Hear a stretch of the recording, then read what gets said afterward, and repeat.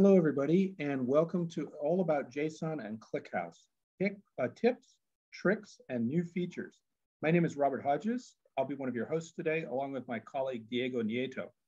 And we're going to be digging deep into JSON. We have 43 action-packed slides, cover as many basic features as we can, and then leave some interesting things for you to think about at the end of this talk.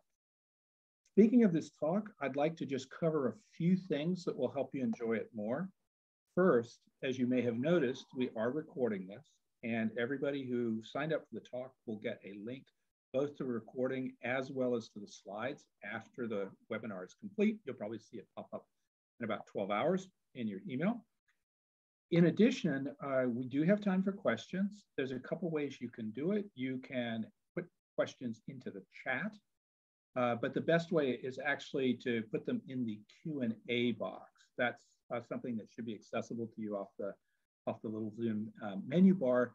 If you just toss them in there, we'll either answer them as we're going along in the talk, or as I say, we'll have time at the end to answer them as well. So with that, I'd like to welcome you once again, and let's dive into the talk, starting with some introductions. So my name is Robert Hodges. I've been working on databases since 1983.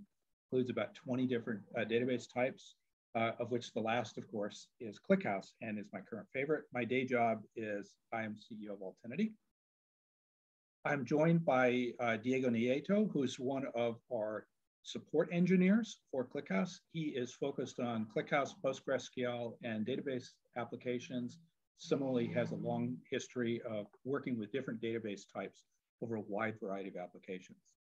Altinity, our company, is an enterprise provider for ClickHouse.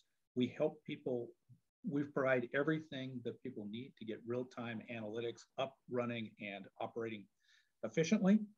We have an Altinity, we have a cloud platform, altinity.cloud. We're also authors of the Altinity Kubernetes operator for ClickHouse, as well as many other open source projects that you've probably heard about at different times. So much for marketing and introduction. Let's dive in and talk a little bit about JSON. So I'm going to start, and by the way, one of the things we advertised in this talk was to talk about the new JSON data type. That's about half the talk. It's the second half, because what we want to do is set this up a little bit by talking about the features that existed already in ClickHouse to deal with JSON, and then it makes it a little bit easier to understand how the JSON type extends them in some really cool and useful ways. So let's start with the very basics. So everybody on this talk, you signed up because presumably you deal with JSON data. It's pervasive. And this is a really simple example of web server log data. It's actually Nginx logs. If you turn on JSON logging in your Nginx server, you'll see something pretty much like this. You stick it in a file, and then you can go load it in a database somewhere. So this is the data. And the first question that we run into is, how can we actually just get this stuff into a table as efficiently as possible? And also, if we have it in the table, is there a way that we can publish it? That is to say, write it back out to some other location where it can perhaps be consumed by another application. So that's the first thing we'll look at. So we have some of this Nginx data coming in. We'll put it in a SQL table where every key in that JSON is a column. And then we'll show you how to write it back out again. Very simple stuff, but it gets us started. So loading the raw JSON in a simple case like this is really pretty easy. So we have data here that doesn't change a lot. Nginx, the log format is pretty much fixed. So we can create a table where we're going to define columns for each of the keys. And we give them appropriate data types. So timestamp is a date time down to size, which we, size of the request, which we make a uint32. We're ClickHouse engineers. So what we're going to do is use merge tree. That's our standard table for workhorse table for large data or big data. We're going to use partitioning by start of day. Let's assume that we want to keep it around for, say, 30 days. That's a pretty reasonable partitioning scheme. Even if we have lots of log data, will result in a manageable number of parts, say, in the hundreds or more. And then we're going to order it by timestamp. So basic table definition. And what's cool is if you have this JSON data of the sort that I just showed you, that is a format that we call JSON each row. And we can load that into ClickHouse with a simple command. So we run ClickHouse client, and then we're going to just say insert into HTTP logs tabular, and then we're going to use this format keyword and give it the format JSON each row. This is called an input format. And what it's telling, and then of course, if you're a Linux person, as probably many of you are, you'll see that we're just piping that file in. So we're going to, what's going to happen is that with this input format, ClickHouse is just going to say for every row or every line that I see in that file, I'm going to assume it's a JSON document, a self-standing JSON document. I'm going to read it, parse it, and I'm going to match the keys to the actual columns and then stick the data in the correct column in the table. So it's super simple. This is the easiest case, and if you have data that varies little, this is one of the easiest ways to process JSON data. What's also nice is that when we have it in this table, we can very easily write it back out again. So we have the input format, which allows us to parse it and read it in using an insert. We can also use what are called output formats. This one helpfully has the same name, JSON each row. So if we do a select star from that table once it's loaded, we will see output that looks just like what I'm showing you right here, where it's well-formed JSON. It throws a few backslashes in to make sure things are properly escaped, but you basically can dump the data back out again. So this is very simple to read data in, very simple to write it back out again. We're using, in this case, JSON each row because that's a common format, but there are many of these formats. And there are perhaps, I went and looked as part of the prep for this talk. At this point, there are 12 or 15 different types of formats that handle JSON. Some of them work only for input, some of them work only for output, but there's a wide variety of these, which means that if you're dealing with JSON in any standard form, there's a really good chance that ClickHouse can already parse it and read it, and that similarly, you can write the formats back out. So that's kind of the basics. What we'd like to do now is step into a little bit more depth. And what we're going to do is step forward and talk about the classic way that we deal with JSON in ClickHouse, which is stored in a string column. So this is the way that most JSON data has been, or a very large percent of JSON data has been handled, and it's really pretty simple. Let's look at a picture. So we call this sometimes a blob, but what we're basically going to do is take those JSON documents that we saw in the previous example, one for each row, and we're just going to stick each one of those documents in as a value in a column, which is defined as a string. And then another thing that we're going to do optionally, because this is actually important to make queries easier, is we may do what's called materialization, where we pick values out of the JSON string, and then we will create proper SQL columns. Instead of letting it all live as a blob inside the one JSON column, we're going to actually pull columns out and make them into proper SQL columns because they're easy to query on and it's much faster. And we'll show you examples of this. So this is, if you're running any ClickHouse version before 22.3, this is basically your option for dealing, one of your main options for dealing with JSON. Let's look at how it works. So the first thing we'll do is we'll start by storing the JSON as a string. So I call this a blob. You'll hear me use this word a lot, but we're going to basically stick it in a column called message. Since we're reading this out of files in this particular example, I also have a column called file, and I will go ahead and just include that as a column as well.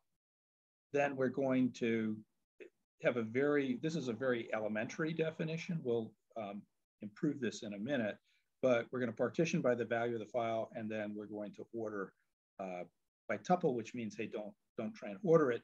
the reason is we don't really have a column that we can order on. So this is our basic table definition. And then what you can do is, at this point, you can just load the data in whatever form is easiest. So here's our HTTP logs. What we're going to do is we're going to go ahead and insert it in. And actually, this is a little bit, oh, here we go. Yeah, so what I've done, actually, let me explain what happened here. I actually used a Python script, which I'm not showing, that took my documents, and I just merged it into a new file, which has the file name, and then, of course, the full JSON document inside.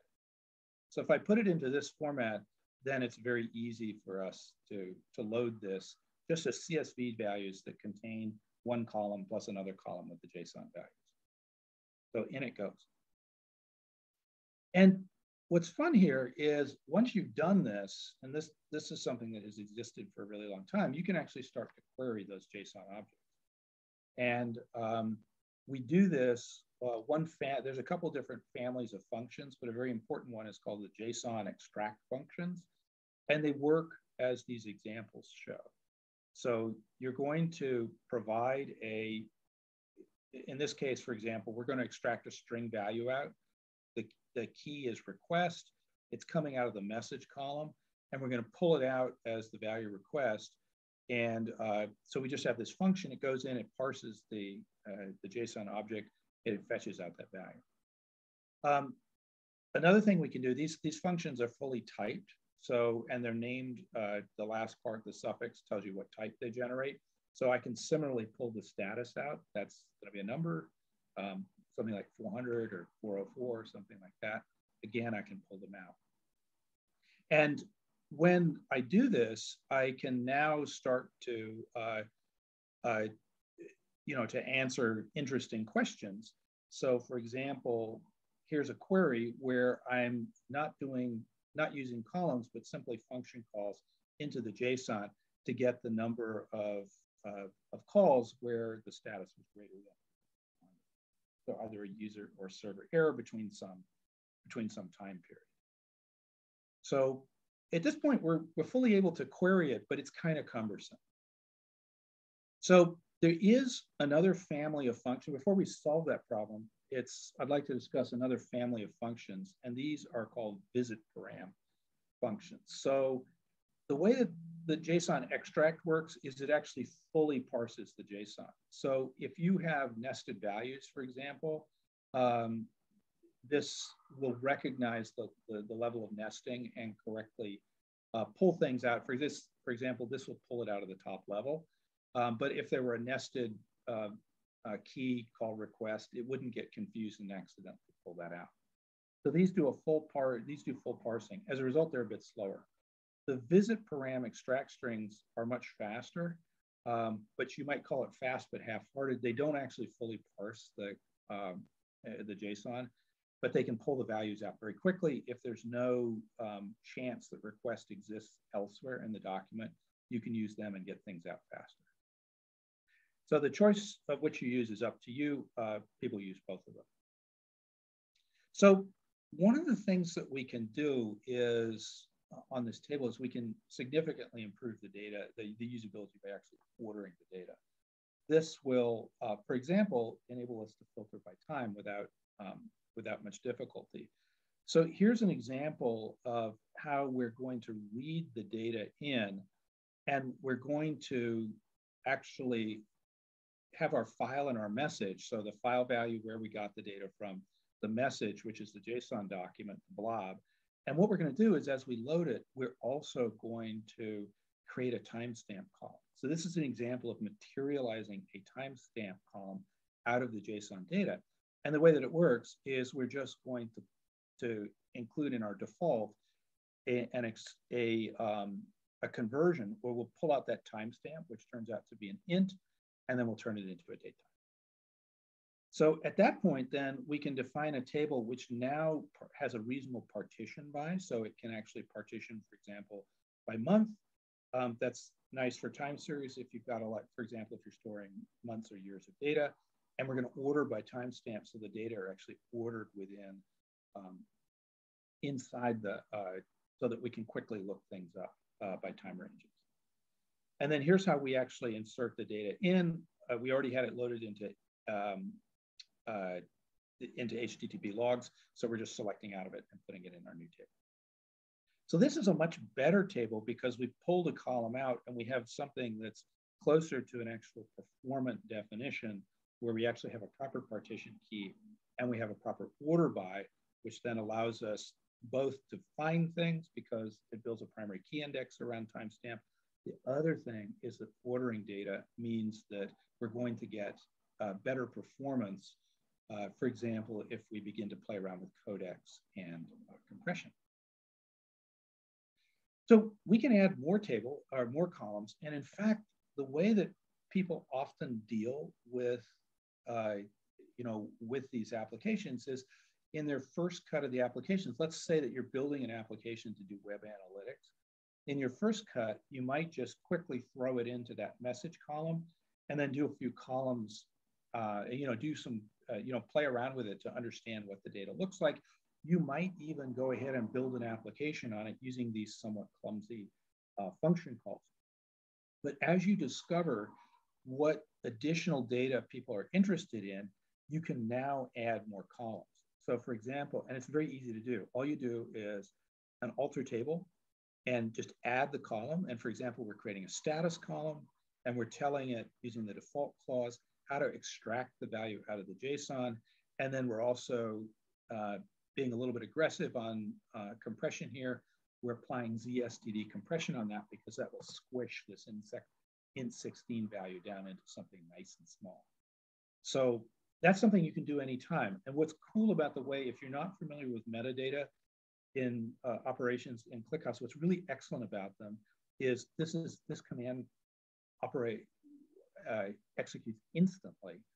And for any new data, it will be properly, we say materialized because it'll actually pull the data out, stick in a column. If it goes to an old part that doesn't have the data materialized, it will just compute it on the fly. And for example, if you're keeping 30 days of time series data, you actually don't need to do anything because eventually you'll get new data and it will all be properly materialized. Here's another example pulling out an additional field request. So that's the actual value.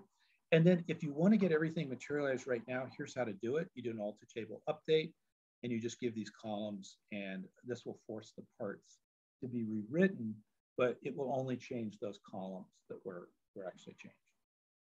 So this is in a large data set. This is still might be a reasonable operation to do so to be materialized. So the query as a result becomes simpler. In fact, it's just SQL. There's no extra function calls, nothing special we have to do. We're just going to go ahead, for example, here, what we're doing is selecting status and count and just finding out what are all the, what's the distribution of error codes for this period of time that we're selecting with this filter condition. So simplicity is a great thing and we all value it, but if you're using ClickHouse, what you really value is speed. And so one of the reasons why you would want to do this is that you don't just care about making your life easier. Most of us don't mind writing complex code, but this is way faster. So that query in this particular example, I had something like 1 million rows loaded. It wasn't a huge amount, but what it did was it dropped the query time in this particular example from 9.8 seconds to go through and laboriously parse the data. And here it's 14 milliseconds. That's a really good improvement. It's almost 1,000-fold. And the reason is it's just a lot less, we do a lot less IO because we're just reading off the columns as opposed to going through and parsing JSON. So less to read, less work to do. Moreover, because we have a filter condition, this is what really drives it, we can use the primary key index to drop blocks that we don't need to look at. So this is a huge improvement over the previous thing where we just had it in JSON blocks. So that's strings. This, as I said, is one of the most common ways of processing data. Excuse me. What I'd like to do is, before I turn it over to Diego to dig into the JSON data type, I'd like to talk about a couple of other common ways of representing JSON data. And you notice that the data that we were processing was paired arrays, was just simple key value maps. So there are two other good ways of handling this in ClickHouse. Actually, there are more, but we're going to focus on these two. One is called paired arrays, and the other one is to use the map data type. So let's look at those. This will just take a second.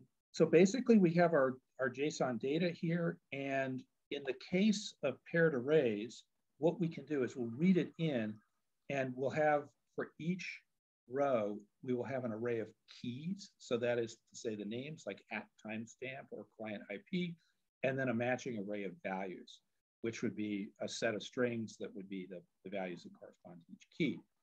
A very similar approach, if we use a map data type, we're going to have keys in the map, and then of course, we're going to have values referenced by keys. So it's a very similar idea. In both cases, we have keys and values, and we just use these two different data types to represent them. So let's see how that would look. So here's an example of storing the JSON in a paired array. So we have the file. We're going to, in this case, have the keys and the values as separate columns. They're both strings. We can't control that since the keys could, or the actual values could span different data types. We're just going to make them strings. And we're going to, of course, pull out the timestamp again so that we can continue to use that. We're going to use merge tree. The other properties of this new table are not so interesting. What we can do is go ahead and load the JSON into this. Here's the select, and you can see it's a little bit ugly. We're going to do an array map here, where we're basically going to pull the keys out to populate the keys column, and we're going to use an array map function that is going to again extract keys and values, and it's going to pull out the values, and then they'll get stuck in. So this is an example of what the load looks like. So not too complicated. If you do it in, if you keep it in a small corner, it's pretty easy. And the nice thing about this, and this is what's important, is that this will work regardless of what keys and values you have. The only requirement is that they must be matched, and they will be because you have JSON, properly formatted JSON documents. So you can query them, and here's what the query looks like. To do a generic a query, for example, we're looking for status, and then we're going to do a count of them. We're going to group by status and order by status. This is not as fast as actually materializing the columns fully, but it is still, in this particular instance, it ran 4 to 5 times faster than accessing the JSON strings directly. A big reason for that is you just don't have to process as much data. So there's a little bit less to look at. Here's another way to do it. I mentioned maps, so we can do something very similar. We take the message, and we're going to make it, instead of being a string, we're going to make it be a map of string mapping to string. So string is the key, string is the value. We have the timestamp, and then we'll go ahead, and the rest of the table looks pretty similar. We have a little bit a different way of loading the default, but this assumes that the timestamp is present. We can use that to populate our timestamp column so that we can do sorting and partitioning. And here's how you load that.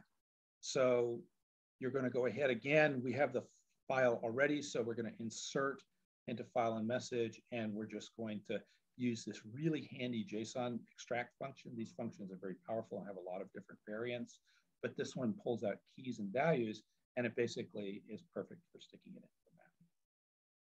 And then you can run a query on it quite simply. You just say message, you give the key you're looking for, and then we can do the same query. Once again, it's 4 to 5 times faster than accessing JSON string objects or JSON strings. So that's it. There's only one more thing that I'd like to mention, which is as we think about this, I've done a lot of, you'll see the insert that we do here. I've created a, I created this HTTP logs table, and I was inserting data in just by selecting off it. Now, in real production pipelines, you wouldn't want to do this because this would require you to have like a cron job or something like that. In fact, what you can do is use a materialized view to make this step occur automatically. In the interest of time, we're not showing that in this talk because there's a lot to talk about just about JSON, but that's a standard technique. This would be create a materialized view so that anything that hits the HTTP logs table, you would automatically run this query and populate it, for example, into the HTTP logs map. That's a common way of approaching this and widely used. Okay, so that's the basic, some of the basic features of processing JSON that have been available to date in ClickHouse. They've been, sort of incrementally improving over time. What's really important, though, is as of version 22.3, there's a new data type which specifically is designed to hold JSON data. And at this point, I'm going to go ahead and turn this over to my colleague Diego Nieto, who's going to talk you through how this works, where we came from, and where ClickHouse came from in developing it, and share a bunch of details. So Diego, over to you. Thank you, Robert. Hi, everybody. So we will be talking about the new JSON data type introduced in 22.3. But as we see here, this is more or less how we or other JSON works in other or in a general database. For example, if you use PostgreSQL, you know there is a JSON binary JSON B type that it's a blob, as Robert said, and it just do the same as this new JSON data type in ClickHouse. Just parses the JSON and insert that into the database. So different databases has different types, like MySQL, for example, it's just JSON, and you can use in Postgres, you can use a specific syntax with dash and a major that you can use to access the different nested values if you have a very complex JSON in this case. Okay, next. Sure. Yeah, and one thing, my apologies, there is I put a small typo here. That should say JSON data type, not JSON string. Copy pasted. So there you go. Next slide. Okay, thanks. So how did JSON work until now? Well, I mean, Robert explained it crystal clear. It's based in storing it in a string format and just parsing all the keys and values of the JSON object if you need to get them. So basically, I'm going to just deep dive a little bit into this. ClickHouse stores JSON the classic way in string data types. And ClickHouse engineers developed like two parsers. One parser, it's a simple parser that has a set of functions that Robert explained is a basic Param extract family functions. And this simple parser is just for simple JSONs, non-nested. It's like a plain and simple JSON, key value, and key value. And it worked really nice. But this is not let's say, a real world case. Normally we have nested JSONs, and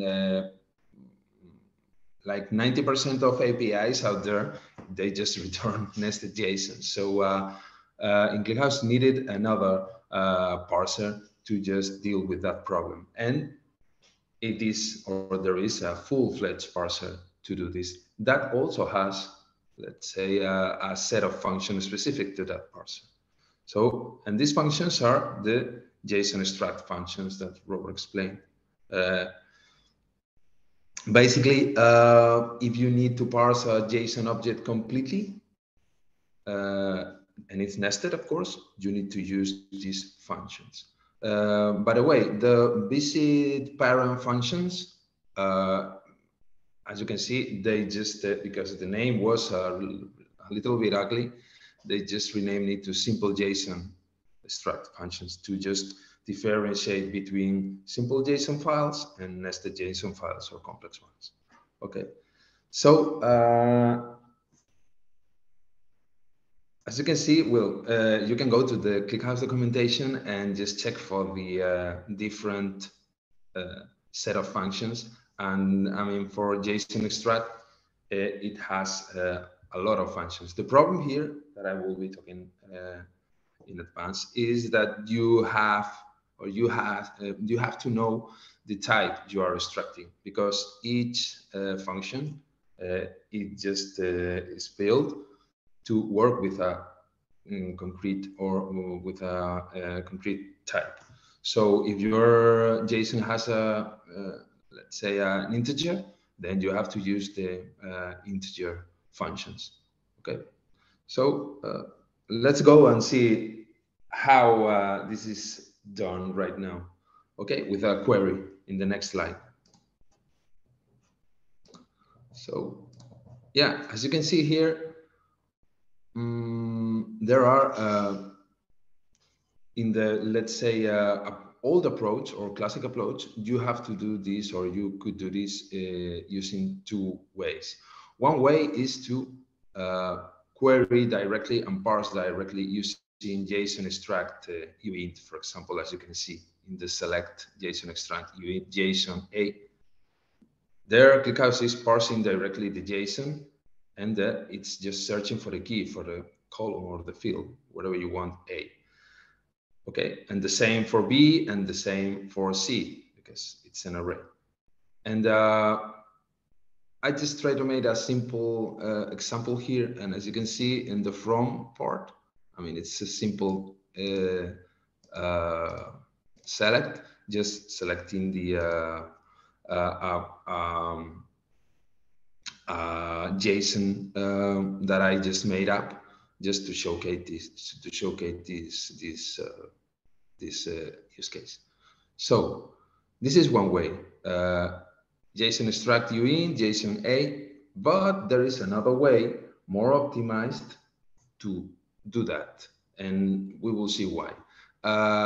If you use a CTE, like the with statement here, and you can see that we use the JSON extract, so we're using the advanced or the fully fledged parser here, but we use a special type here.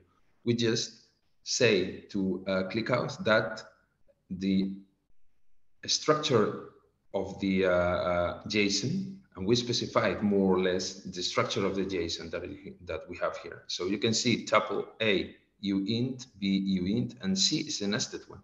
And you can see that it just really makes sense, and it aligns perfectly with the select as JSON in the from I just made up. So what's the difference between these two ways? Well, if we go down, and you can see that we use tuple element and we use parse JSON instead of the JSON. So why we do that? Because we are, let's say, recovering or retrieving the JSON, and we are assigning at this JSON a simple structure of a tuple. And then we use the function tuple element just to get the tuples as that we want. So difference between this approach and next approach, if we go to the next slide, and we can see that. Okay, so approach A, using tuples. This is, let's say, better, because we will see that this way we just do two passes. We just first define the CTE with the JSON parsed data, and then we do the query. But we also have to use the tuple element functions, of course. But if we use, like we've done in all the examples, the direct approach, You can see that we have to do 3 passes. Why? Each pass, or 1 pass for each of the columns we retrieve. So the parser will parse each of the columns. So for each, let's say, select statement, and we are just parsing 3 columns, I'm selecting 3 columns, the parser will execute 3 times. So this is not optimal. The tuple approach is more optimal. But you can see with the new data type that we are going to forget about this. Okay. So how the new JSON works. Oh, sorry, next slide, please. So how the new JSON parsing and conversion works. So ClickHouse parses the JSON at insert time, and this is very convenient because we are dealing, let's say, at query time, parsing the JSON right now as a string, and this incurs in an overhead in query time. And we know ClickHouse is fast, and we want to be fast as possible. So why don't we just get all this parsing runtime time overhead from the query time and just put it in insert time, because it's more convenient, and we won't note the decrease in time or the increase. Sorry. Yeah, that's cool. So we do that. So ClickHouse just parse the JSON at insert time. So we forget about doing that in query time. Also, about this new data type, it just infers and creates the underlying table structure. I mean, if you saw in the previous examples, we have to know the structure of the JSON, and we just use the tuple element functions, and we just pass to the JSON extract function a very basic tuple structure. Well, with this new data type, you can forget about that. I mean, it will do that automatically. So it's cool. You don't need to know the JSON data structure in advance. I just pass this to ClickHouse, and he will take care of this. Okay. Moreover, JSON, this JSON object, what it will do, it will store all these JSON structure after parsing in columnar ClickHouse native format. That is translated into, more or less to say, it will create per each key, it will create a column. And if you have like nested arrays or nested data types, it will create nested columns within nested columns. So at the end, the main idea here is that you have let's say a JSON with 20 keys, you will have 20 columns. So it's like having a table and you adding columns on top of that table, new columns. So it's really, really nice. It just gets all the benefits of the ClickHouse columnar native format and all the speed, as you know. So here in this image, you can see more or less a very basic flow diagram of how the parsing works. You just ingest, you just parse, and the parse, it will extract all the fields, and then it will convert all these fields, and also it will infer not the different fields, but the data type of each field. For example, if you use integer, it will create a column as an integer.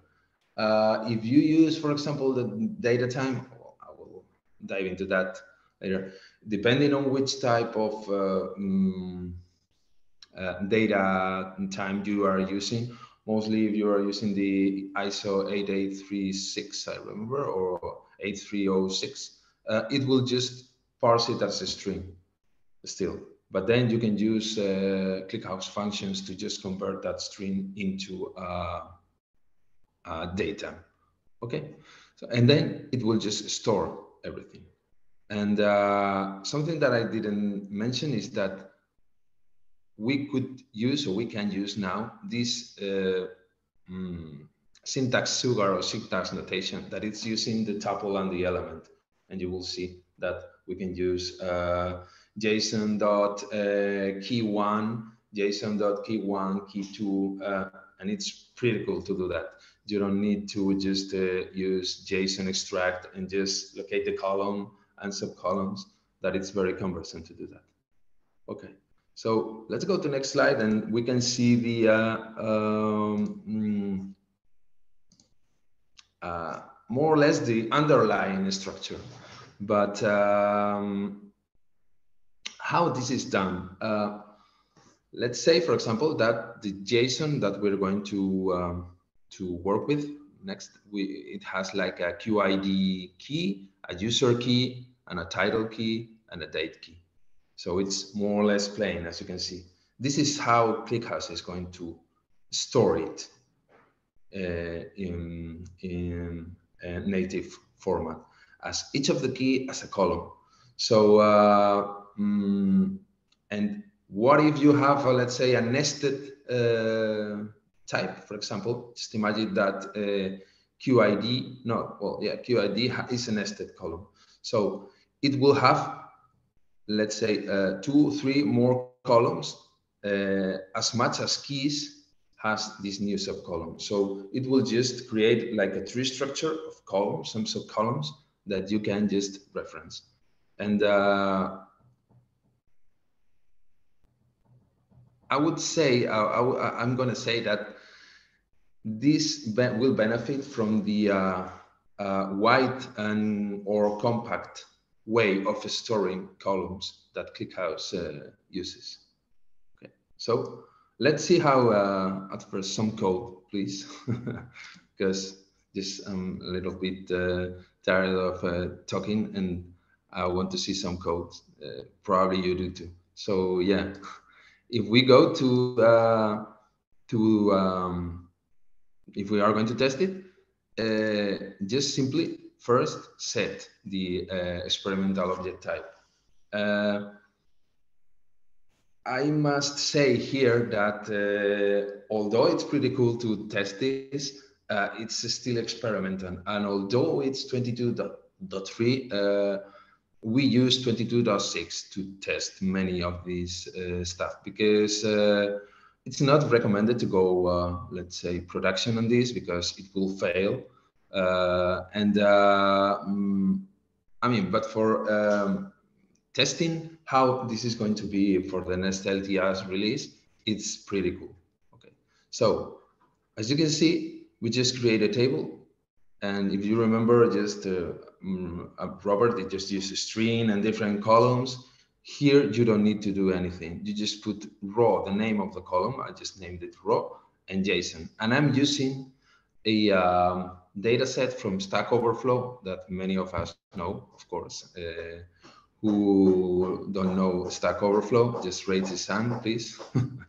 So yeah, you just simply create a table like that, and you just specify the engine. And because this is a test, I won't bother, or I won't bother to define an order by or whatever, but you can do so if you want. Okay, and then just look at how simply this is. This is just to go insert into the table, and then you can use all the file and the URL and the S3 table functions. And there is a new type, as you can see here. And as Robert said, you have input types and output types, and this is an input type. So you use JSON as object, and the data set is, let's say, JSON L or JSON line or ND-JSON, whatever you want to call that. And it will just read every one of the rows, and it will just create the structure and put that in. So if you do a count, I mean, it's a pretty small data set, only 11 million rows, but for testing purposes, it's okay. So let's go to the next slide.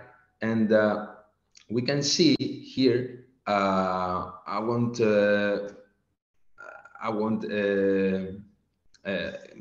detail how the output of these commands are. You just can test that. But if you just say describe table Stack Overflow, and you don't put the set describe as the object type one, you would see like it describes the table as one single row, and you will see raw and JSON. but you say, okay, I want to know the underlying structure of this. So if you just use this property, describe stacked object types 1, and you do a describe table, you will get different columns, and each of these columns will be from a type column. And you would see like nested array, integer, string, etc., etc. And you will see an underlying structure that is very typical. So also you say, okay, but I want to describe this for each of the subcolumns. I don't want to just have a big stream of data there just showing all the columns in one line. No, I want to see each column. So you can do that. Describe includes subcolumns, and then you use a format vertical just to format it correctly. And you will see all the columns there and all the types of the columns and the names, and you would see the name like raw QID, raw user, raw title, and you will see all that they are columns. So it's nice. Also, if you want to, as Robert done, just to use an output format, JSON each row, and just return what you ingested, but in a JSON row as you ingested it, you just have to do that. Output format JSON names tuples of objects, and you can execute this query, select row, and you will get the exact JSON file that you ingested with the keys and everything. So it's cool. Let's go to next slide and let's do some testing. So yeah, apart from what I talked, let's test this because, I mean, this is nice to have this, but let's test it and compare with the old way of doing things. So I created, as you remember, a table that is nested JSON, Stack Overflow, JS, and now I'm going to create another one. But its termination or its suffix is string, str. And as you can see, I just use the string type. Okay, it's simply the same. So which are the differences? Of course, here, if I just insert the data, instead of using, as you remember, I used JSON as object, as an input format. You can use here JSON as string, as an input format. So it will just not parse anything, and this will just store the string as it is in the raw field. So I selected a very simple example, that is the top K function that many of you knows. This function creates a ranking of the values of a column. So, and it's CPU intensive and memory intensive. So I said, yeah, this is the perfect example. So as you can see, I want to select the top 100 tags. And in these tags, in the data set, if you fiddle and play with it, it will have for each question of Stack Overflow, it will have a different tags. Like, for example, if it's a question of C++, it will have the tag C++, compiled languages, etc., etc. So I want to get a top, a ranking of all the tags from all the questions. So first approach, as you can see, I have to use the JSON struct raw, the tag, that is the column or the field, and then I just want ClickHouse to return that as an array of strings. And then I use array join, and here you can say, okay, but you can use top K array. Yeah, the funny thing about ClickHouse is it has like I don't know, one function for each name of the word. I mean, it's incredible. So it's and you could use top K array here, and you could get rid of array join. But many of you knows what array join does, and I wanted to explain this and keep it simple. So for this array join, what it does is to flatten that array and pass that as column values, as tuples. So it will execute that query. And as you can see, in 11 million rows is 2.1 seconds. Okay.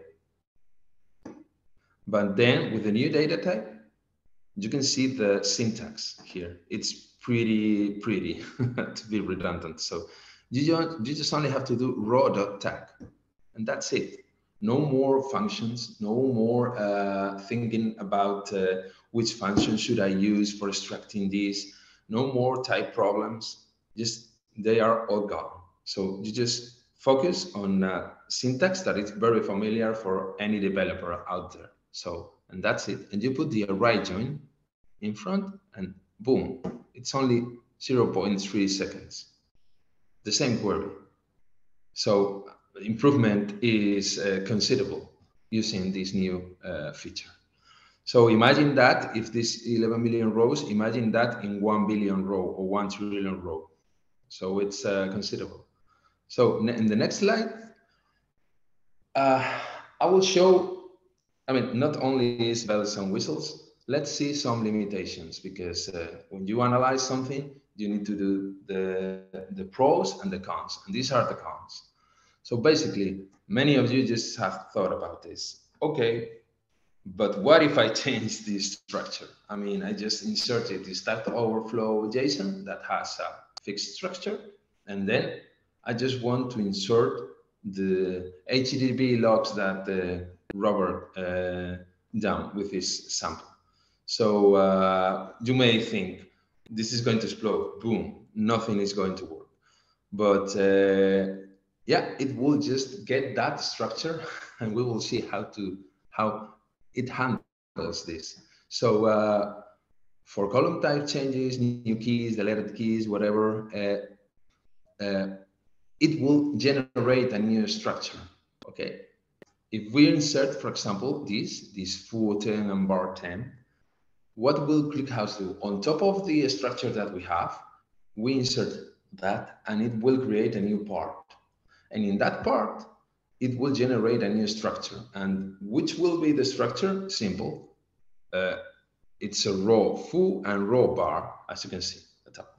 And okay, then you just query that, and later we will see how this is represented. But you query that and you say, okay, data is here and the new data is here, but how ClickHouse manage this? So you just have to do an optimized table final, and then what will ClickHouse do?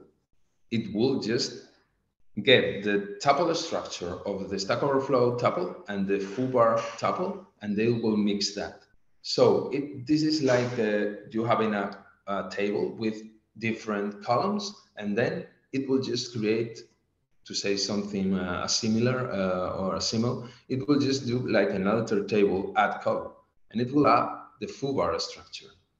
Of course, data older than the one that we inserted is not there. It will be nil or 0 or whatever, but it will mix. And we can just create, we can just query that, and we can just use raw.foo or raw.bar on top of using raw.qid or raw.users.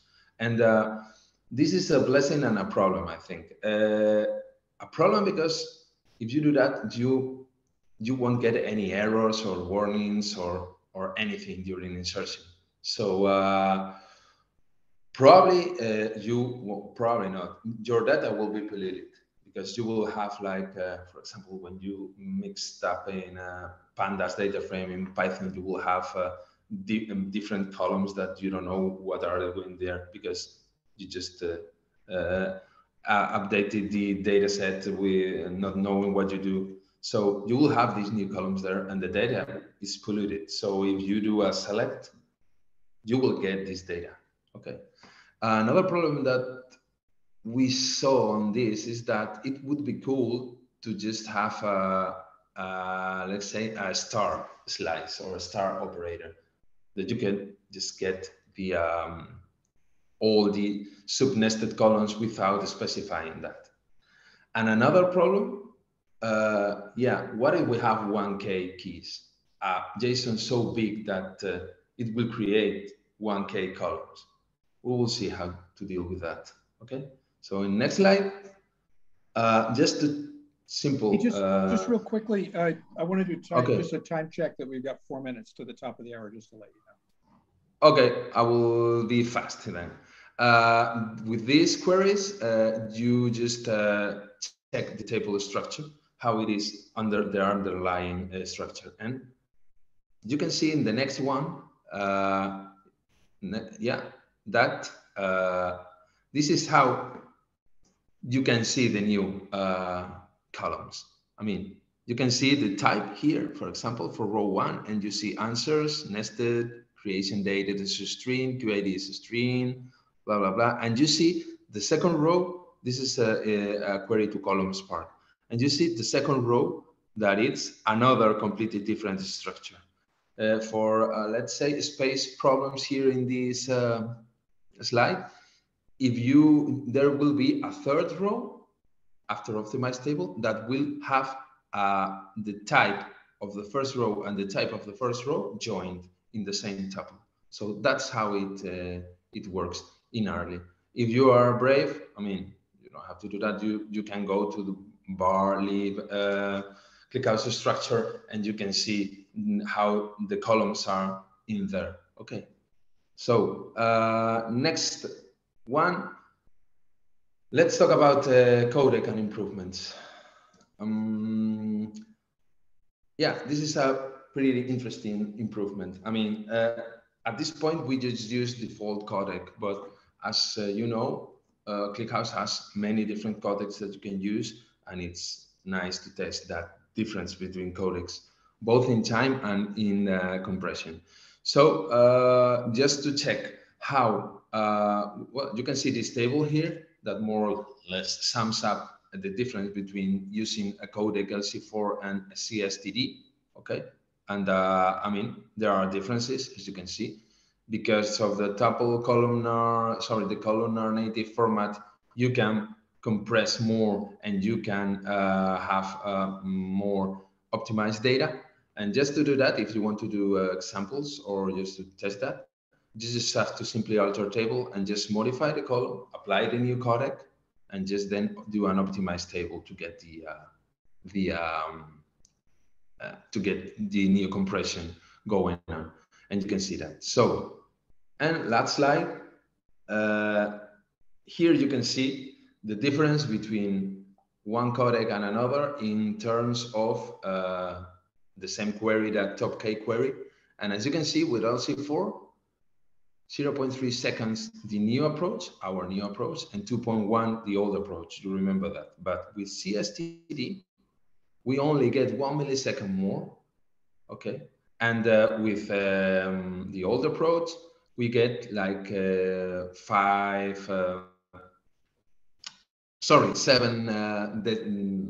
seven parts of a second, okay, more.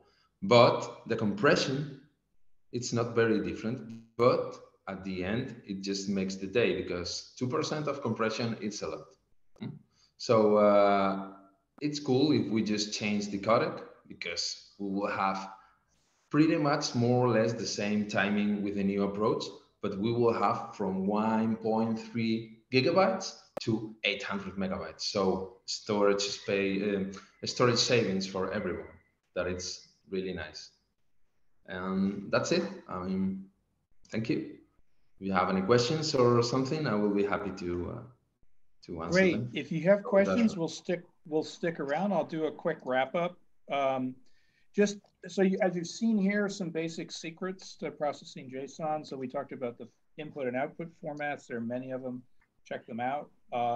You can use the simple JSON extract or JSON visit versus the JSON extract. We talked about storing JSON in paired arrays and maps. And then there is this new JSON data type. This is clearly the path of the future. So it's evolving very rapidly. What I would strongly recommend is if you're going to be testing this, go get the latest ClickHouse build.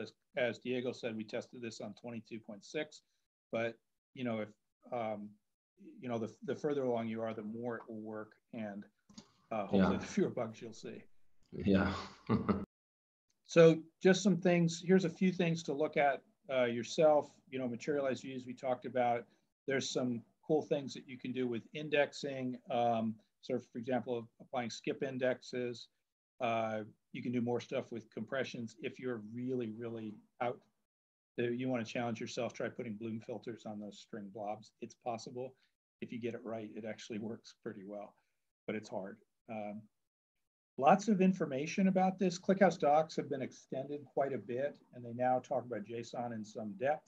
In fact, looking stuff that we've presented in various Altinity presentations and blog articles seems to have trickled into the docs. So there's also our knowledge base, the blog. Whenever you're dealing with something new on ClickHouse, look at the code. The best place to look if you're not sure how something works is pull the code and then go look at the tests in your slides that's linked. But that's where to find out what currently works. At this point, I want to say thank you, and we'll stick around for a few minutes to do questions. So we've got one here. So here's one. Oh, here's a great one from Marcio. How does the new JSON feature work with heterogeneous schema rows? For example, an events table for which the JSON schema is completely different for different types of events. How does it scale with potentially thousands of columns sparsely? For example, a particular subcolumn is only used for events of a certain type out of hundreds of event types. Do you want to, Diego, do you want to take a crack at that? Yeah. Because that's where it gets really interesting. Yeah, cool. I mean, yeah, that's the thing that I didn't talk because of time, but I can just answer here. If schemas are different, as you saw, it just insert a new schema and you will have a big tuple with all the different columns. Problem here, and you can reference these new types of events because you know the structure in advance, so you can do that. You can use JSON column dot new key, new second key, or whatever you want to do. But problem here is that you will get like let's say, and that's what I talked about, like 1K columns. So you will have a table of 1K columns. That's what you expect. But here it comes. The wide versus compact way of storing ClickHouse columns. You can have a wide, let's say, normally you can have a wide store that it will create per each key, it will create a column. But also you can use or you can manage or a compact. And compact, what we will do, and this is a little bit advanced, but it's okay. ClickHouse will hash all the columns, and it will get a hash for this, let's say, column equals key. And if it detects that these columns, they have more or less the same data type, it will just generate the same hash, and it will create a compact formatted column. So it will, let's say, pack all these columns in a pretty big column, as it does normally ClickHouse. So you will reduce, let's say, from 1000K to, I don't know, 100 columns. So that's how this works. It will just, all the similar columns with the similar types, or at the same times, it will hash all these, and it will say, okay, this column here from this key nested one is the same as this one from this new schema that it was inserted, I don't know, and it will just pack all of that, and you can just query that. And I mean, compact format, it's pretty cool because ClickHouse likes a lot big files, and it will work flawlessly as it works normally, because ClickHouse, you have different, let's say, parameters, and there is a threshold that when you reach that threshold, I don't remember the parameter, but it just changes from wide format to compact format. This will work the same. I hope I answered your question. Yeah, and I think that I would just add to this that, this is exactly that. This is a great question because it also points to things which are likely to be unstable or,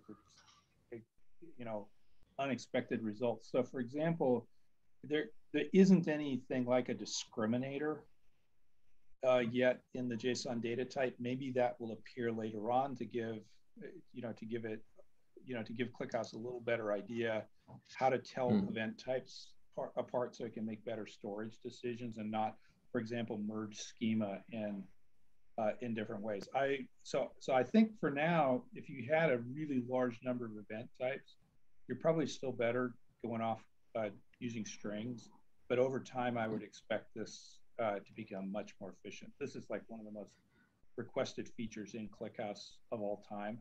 So I think it's going to get better pretty fast. It's got a lot of people contributing to it.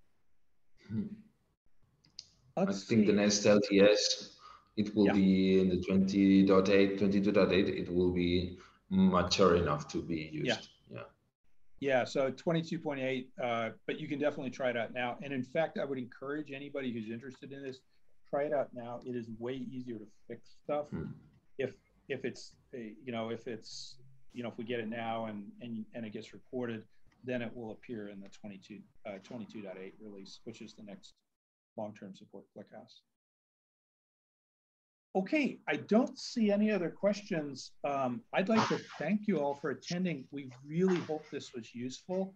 It's been super fun putting it together from our end. Please feel free to contact us if you have further questions.